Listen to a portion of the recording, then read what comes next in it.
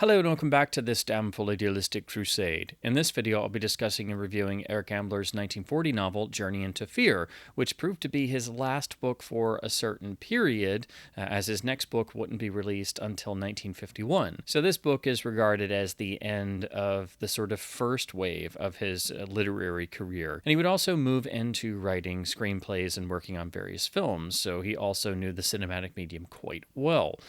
But Ambler is, without question, one of the most influential writers of the 20th century. He is really one of the fathers of modern spy and espionage fiction. And in particular, he liked to focus on ordinary people caught up in extraordinary situations, far outside of their control, and being thrust into the darker world of espionage, which means they are perfect works to translate into film and other adaptations. Journey into Fear has seen a number of adaptations, with the most famous and striking being the 1943 RKO film that was the third and last of the Mercury films. So it's the sister film to Citizen Kane and the Magnificent Ambersons. And like Ambersons, it was butchered into multiple different cuts and exists in two different versions, but is rather faithful to Ambler's original novel, including retaining the book's unique blend of exotic, highly detailed atmosphere, but also it being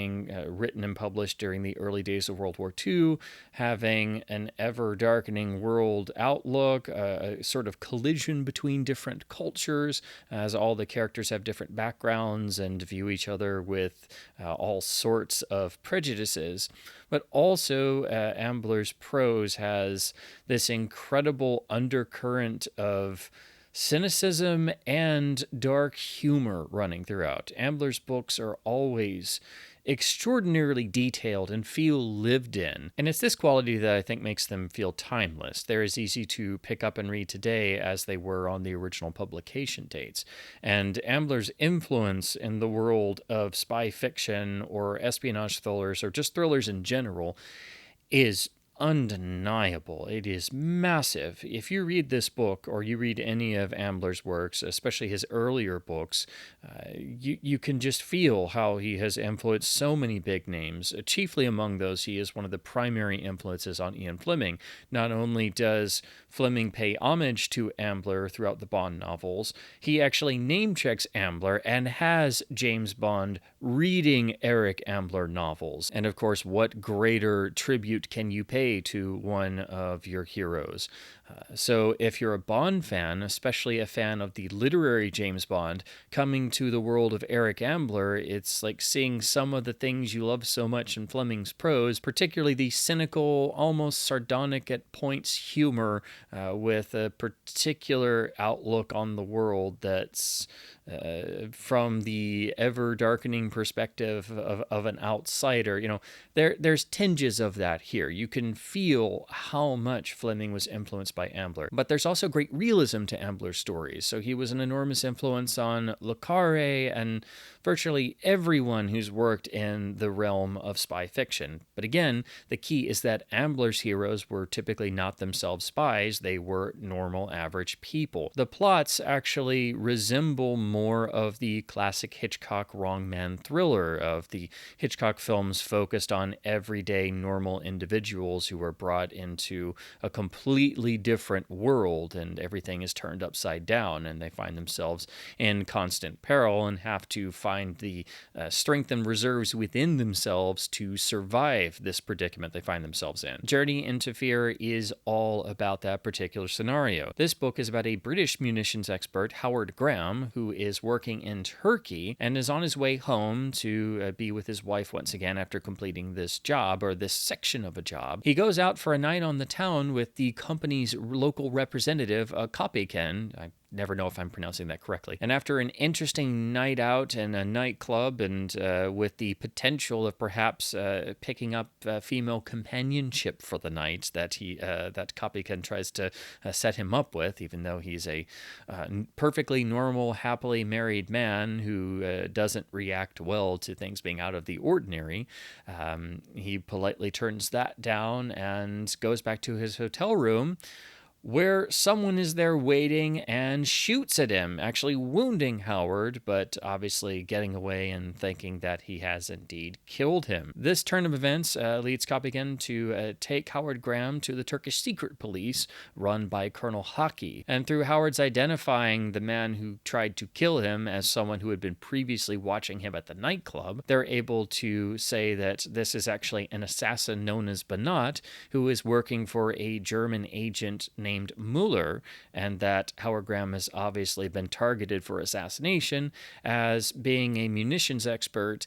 Even though someone could replace him, they would have to basically reestablish lines of communications and redo work he has already done to get to the same point. So it would basically halt or limit Turkish defense efforts for a period of at least a couple weeks, if not a bit longer. And just having that small window of time where Turkish forces would be more limited or would be stagnated in certain ways, then the Germans could operate more freely. And so Howard Graham suddenly finds himself expendable, and this gives him not just a crisis of confidence, but it yanks the rug out from under his entire experience. Not only does he not know who to trust whatsoever, including even finding Copykin and Colonel Hockey to be maybe a bit too mysterious and questioning even their motives, but everyone he comes into contact could be someone just out to kill him. And there's an added touch of the morbid and eerie that the only reason why he has been deemed expendable is that he's good at his job, and if he were no longer around, it would basically, put a slight hold on things and allow people to work a little bit freely. It's as if his life has been reduced to the importance of an internal report or document that if it is misplaced or burned or thrown away, then someone will just have to go through the effort of redoing it, and that will take some time.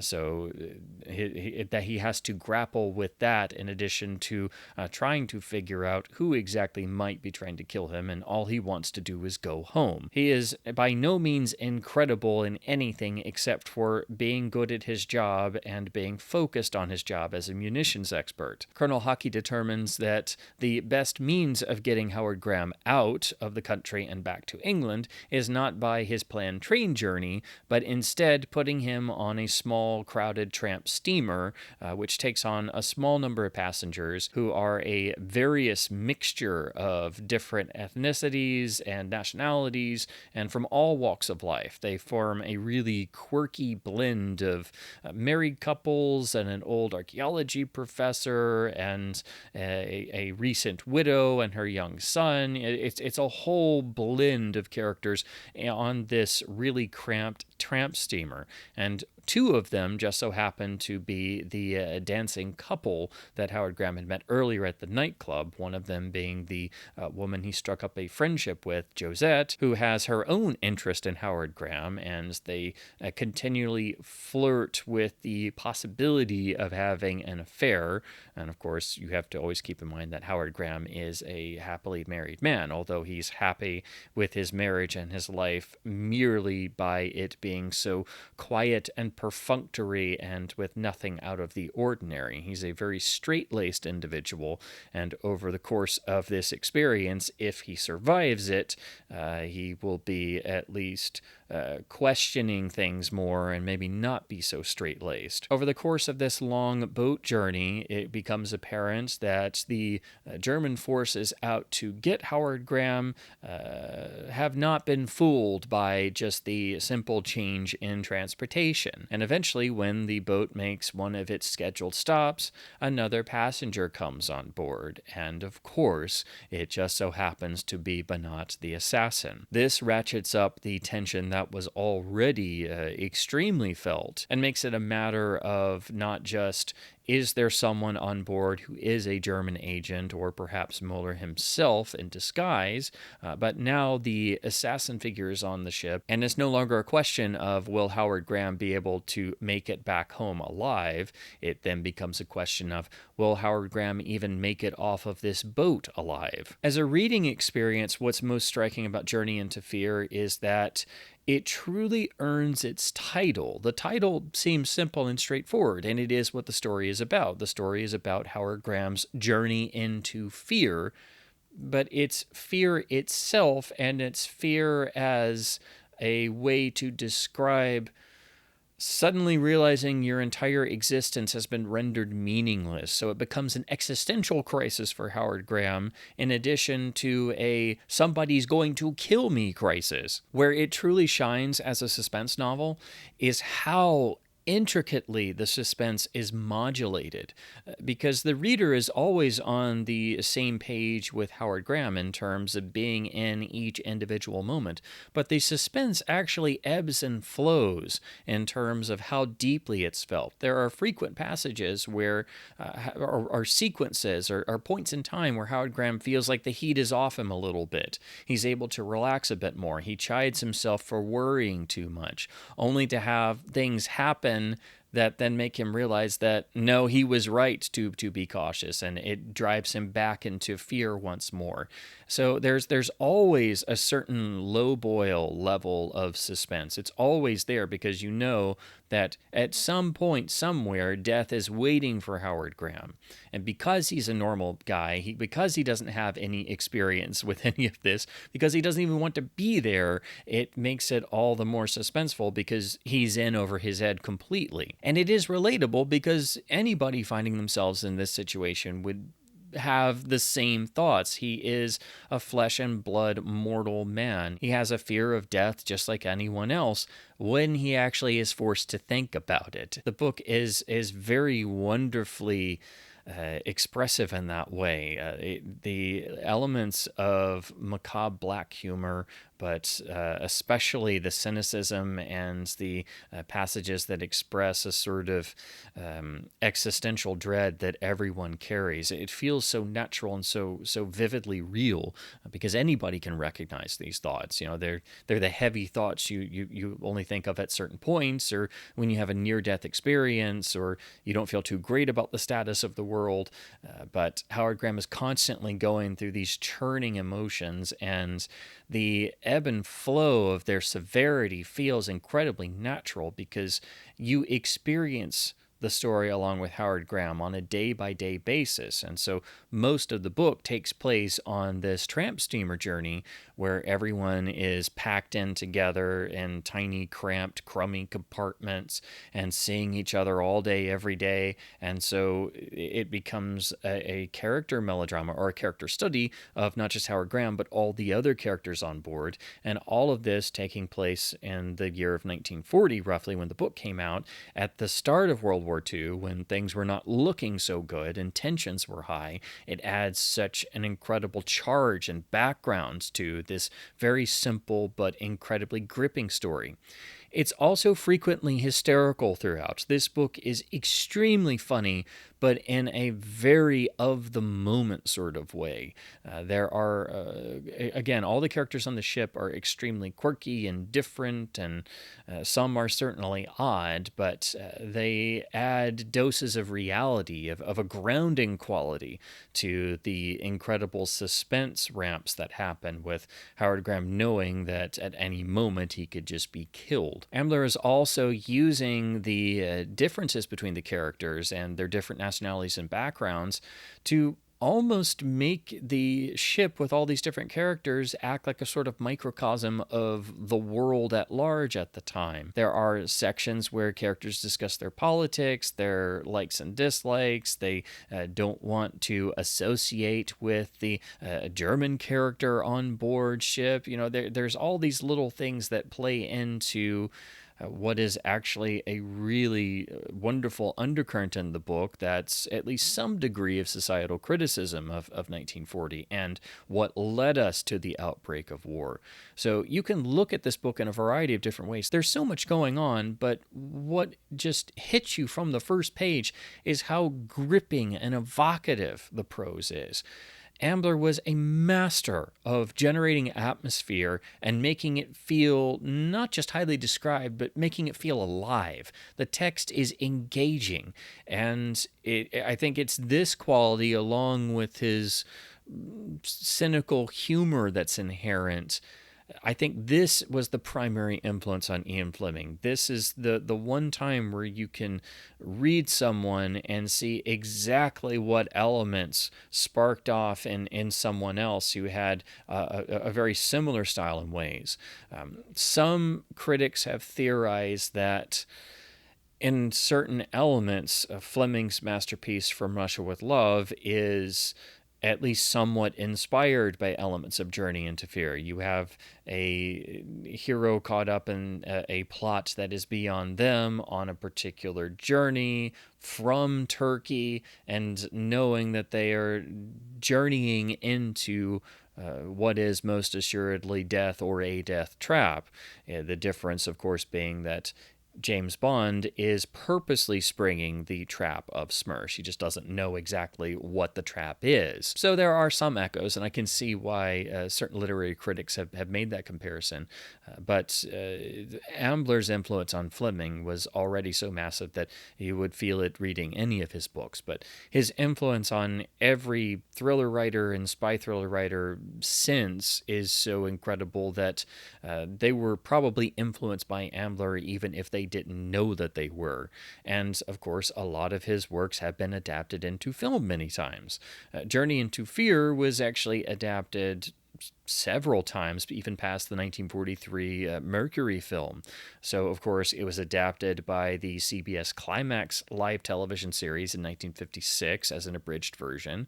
It was also adapted, or at least they tried to do a series pilot for a 1960 TV series.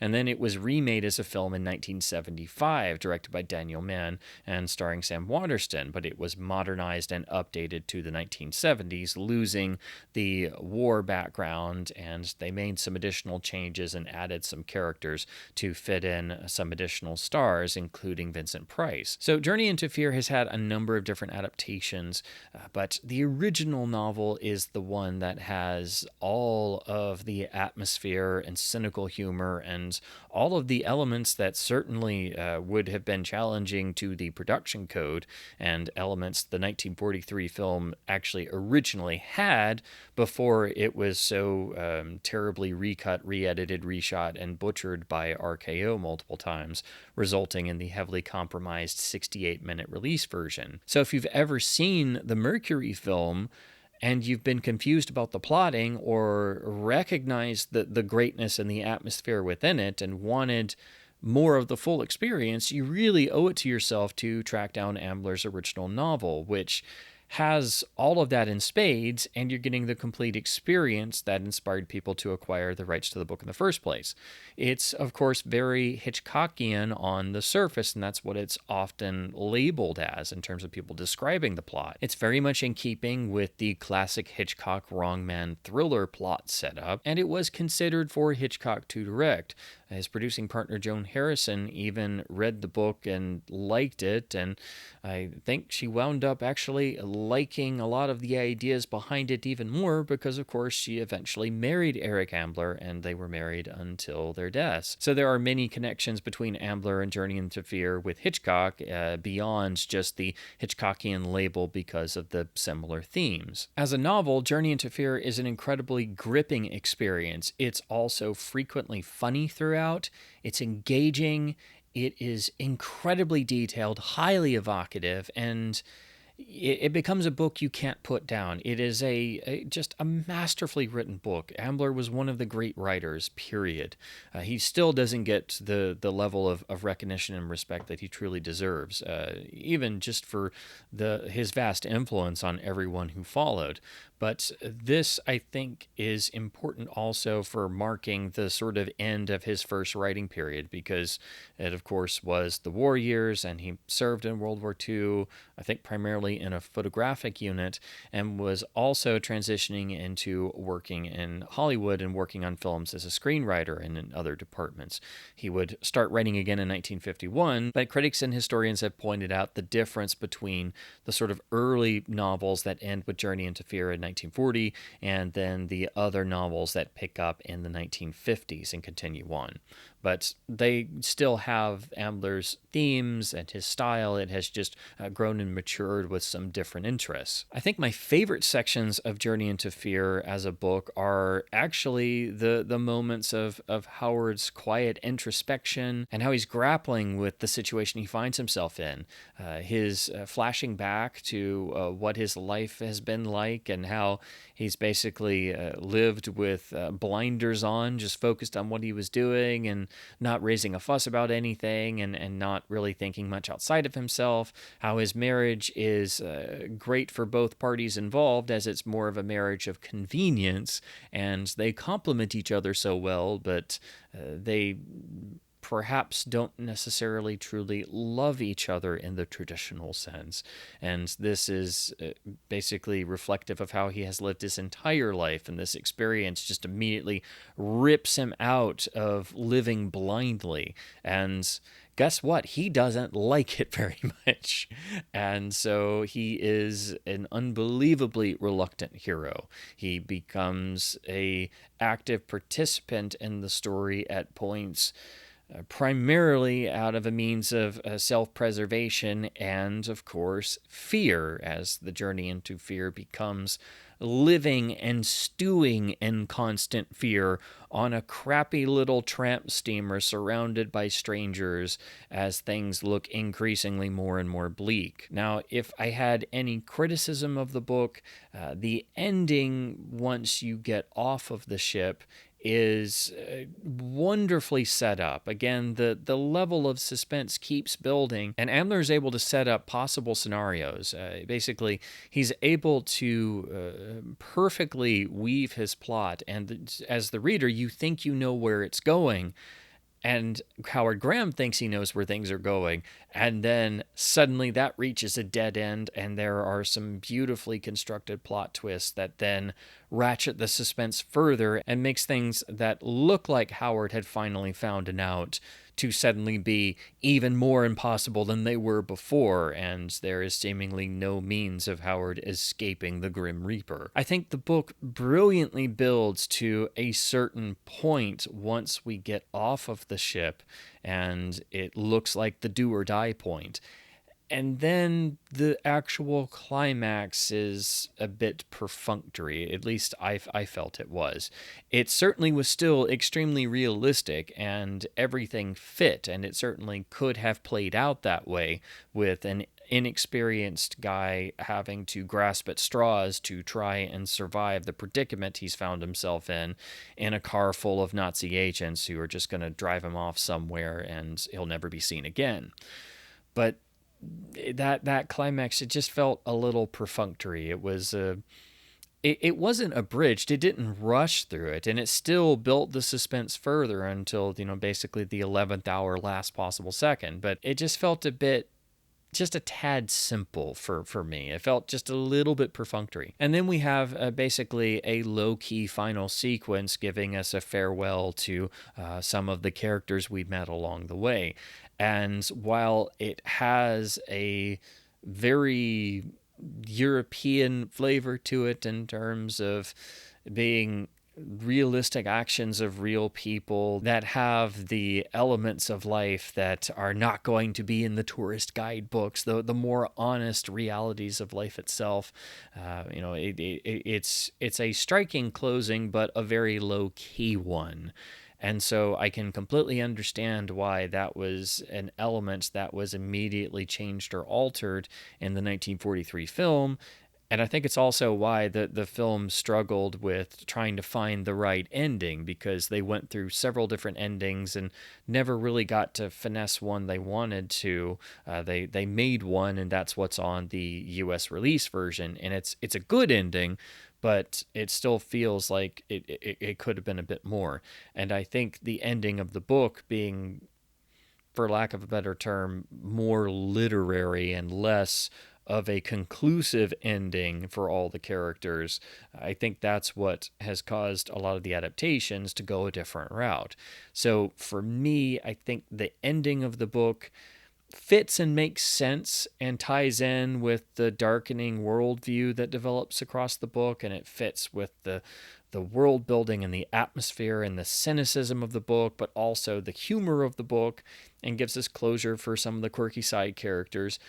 But it just sort of ends. It just sort of runs to a certain point, and I guess there's a bit of perfunctory humor in that having an ending like this makes the whole experience like a compartment of someone's life that they'll probably never get to tell anyone about, or even something as simple as he gets home and, "Hi honey, you'll never guess what happened to me today," but that's left unsaid. You're left with this feeling of a sort of perfunctory, how do you go back to your everyday life after experiencing a journey through hell like you've just been through? So I think it's actually quite a profound work in a lot of ways. I think it's a masterfully well-written book. My only issue is I just wish the climactic moments and really the last chapter or two of the book matched the level of intricate atmosphere, humor, suspense, and everything that had built up to such a pressure cooker level before hitting the point where everything would boil over. But I'd also say that I think the ending does show where everyone was at in 1940, in the early years of World War II, that these struggles would, of course, continue. And the book very much suggests that, in spite of people's best intentions, a lot of this stuff is unfortunately within human nature itself. The book is quite profound in areas, but it's not trying to hit you over the head as a message story or a book with a certain agenda to it. It is an incredibly well-realized suspense thriller, but it's all the more effective because it's about a normal man who doesn't want to be in any of this and just wants to go home. And the only reason why he's been targeted and marked for death is because he's really good at his job, and his removal from the planet will cause a temporary setback and allow people to just do their business for like 5 or 6 weeks with less scrutiny. And so the German forces might be able to get away with a little bit more for that period of time. And so it's, of course, insulting to his character and his outlook on life that his entire existence is just, a set of figures on some spreadsheets, and being considered basically a pawn that could be removed at any time, and it will just take time for another pawn to be generated to replace him. That he is threatened as much by the assassins as the notion that he is no more worthy of existing on the planet than a chess pawn is. Briefly, I'd like to talk about the edition I read, which is this really lovely paperback edition from Black Lizard, or Vintage Crime. This is part of their Ambler reprint series, which all have these very striking matching covers where they've got Ambler's name and this nice angled design with the title intersecting it. So it's really striking. It catches the eye. They always have a nice accompanying image. So this photo looks like Howard Graham looking over perhaps a map or some munitions notes. So it very much fits. And the overall design aesthetic of these is really beautifully done. They also have really nice matching spines and then lovely rear covers. So these are done very nicely, just like the classic reprints they've done of Raymond Chandler's masterpieces, but also their various runs of James Cain and Dashiell Hammett in paperback. So I really love what they've done with Ambler's books, and these are still the versions that are in print. They're the usual lovely Black Lizard reprint design, so they've got a wonderful layout. They're the oversized trade paperbacks, so they look nice and feel nice in the hand. And the book in this edition is 275 pages, so it's not a quick read in terms of you read it fast because it's about 200 pages. It's a meaty read that actually reads quite quickly because the suspense gets so gripping and you get so wrapped up into the journey into fear of one Howard Graham, and you're living in his head and in his fears and in his reflections and his changing views on the world that he thought he knew.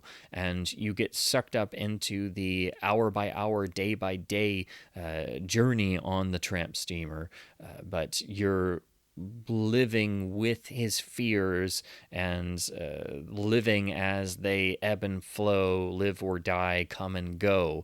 It is an incredible book experience. And again, it feels quite meaty. It's very substantial, even though you won't want to put it down because it's so engrossing. And all of that is due to Ambler's mastery of suspense writing, his mastery of characterizations, and just how evocative his prose is. His books feel so lived in. Every element is described but not over-described, and the passages where Howard Graham is reflecting on his past and how he thought the world was, in conjunction with a lot of the other characters expressing their own darker thoughts and cynicism and twisted view of things, it becomes a sort of melting pot of different ideas and cultures and things all going on, with the unifying theme being that everyone in this book recognizes that the world is screwy and things are not looking good for mankind. So this is definitely not the kind of book you want to pick up if you want something cheery, but it is an incredibly engrossing read. It is a phenomenally well-written book. Again, my only criticism is that I feel that the ending of the book doesn't quite hit that same intensity level that has been generated from the very start. But I think it's more of a sort of natural occurrence of where this story was headed and where it was going. It could only play out in a certain sort of way. And I understand where Ambler was going with it. I just wish it was at least as intensive as everything that had led up to it. So those are my thoughts on reading Eric Ambler's classic novel Journey into Fear and the lovely vintage crime Black Lizard paperback edition. If you're a fan of any of the film adaptations, especially the 1943 Mercury RKO film, Ambler's novel is a must-read because it gives so much background to that film and the other adaptations, but also shows the elements the 1943 film was drawing on, and a lot of the elements that were deemed not audience-friendly in the 1940s and were removed or dialed down or just completely yanked out by RKO and their series of edits and revisions. It is a fantastic book on its own, though, and it really is timeless. It reads beautifully, and it's so evocative of the time and place in which it was written and set that it truly transports you into that world, even reading it here in 2026. All of Ambler's works have that ability because he was a brilliant writer, and this has all the hallmarks of his writing strengths. This is also incredibly important to read as a James Bond fan because it shows Ambler's enormous influence on Ian Fleming. There are some connections to the From Russia with Love plotline in terms of this being a possible influence on that novel. And of course, Fleming continually name-checks Eric Ambler throughout his Bond novels, so you really should read Ambler's works as a James Bond fan anyway. I just wanted to talk some about the book because I decided to reread it as part of revisiting the film, as I like to do. And this really goes hand in hand with the 1943 film and trying to understand its re editing and how it was handled better. You can't do better than going back to the original source material. And Ambler's source novel is masterfully written. Again, this entire book is so frequently striking and so beautifully described that you get transported into it. You can visualize everything that's going on. And it already at this point shows at how good he was in terms of descriptive writing and explains how he was easily able to move over into writing for the screen directly. He became a relatively successful screenwriter and even wrote the classic A Night to Remember. So he was already a master of visual descriptions in his writing and was able to translate that into screenwriting, which not every author can do. If you're at all interested in reading Journey into Fear, I cannot recommend it highly enough. The Black Lizard paperback is still the current in-print version and is a lovely edition to have, but I strongly encourage people to check it out, whether they get a physical edition or you get it from your local library, as Ambler is one of the great writers who needs to be better studied and respected, and I cannot recommend any of his works highly enough. So as always, I hope my babblings about classic thrillers, the works of Eric Ambler, and spy fiction in general have been at least somewhat fun and informative. If you're interested in picking up a copy of the book or reading it for yourself, I'll have some information and links in the description, along with some links to materials and releases of the film adaptations, specifically the classic but sadly butchered 1943 Mercury film, and also Mark Edlitz's book about the making of that film, and also Hollywood studio interest in Ambler's book in the first place, which is Maverick and the Machine. As always, please do keep supporting your local independent bookstores by hopefully being able to find some of Eric Ambler's works and lovely vintage editions to add to your library. Keep reading print books, and thank you ever so much for watching. And if the local company representative invites you to go to a shady underground nightclub, perhaps think twice before doing so.